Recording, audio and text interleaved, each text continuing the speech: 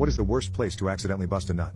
A few years back I went on a date to the amusement park with my girlfriend.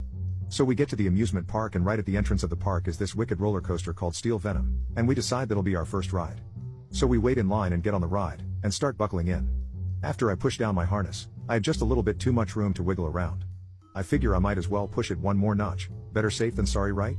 I push the harness down one more notch and the ride starts, and I'm enjoying the ride from the safety of my snug harness, secure in the knowledge that I won't slip out and die.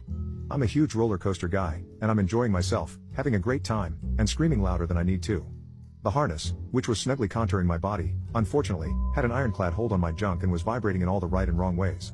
I start to panic and frantically try to adjust myself in any way to get my nether regions away from the roller coaster turned toy, but it was no use. I was trapped in the mechanical jaws of Steel Venom, betrayed by my proclivity towards safety, and wishing that I would have just let myself slip out of my harness instead. So at this point, the ride is almost over, and I'm thinking that maybe, just maybe, I can hold out.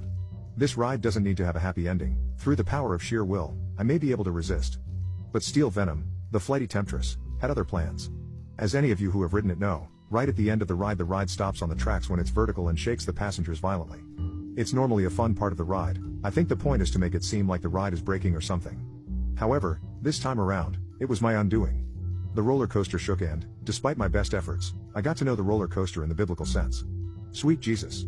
So we get off on the ride and I tell my date I need to go to the bathroom. I assess the damage in my shorts and underwear are what an insurance company would call a total loss.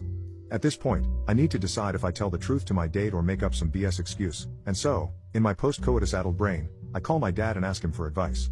I told my date to go on another ride without me while I call.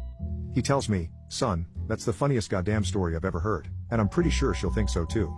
Click. So I tell her the whole story, and she laughs and laughs.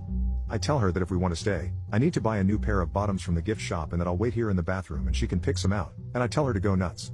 So she comes back with these sweatpants with Wild Thing and pink glitter printed on the butt. Wild Thing is another roller coaster at the theme park. After getting the shorts, I change, and the rest of the day wasn't nearly as eventful.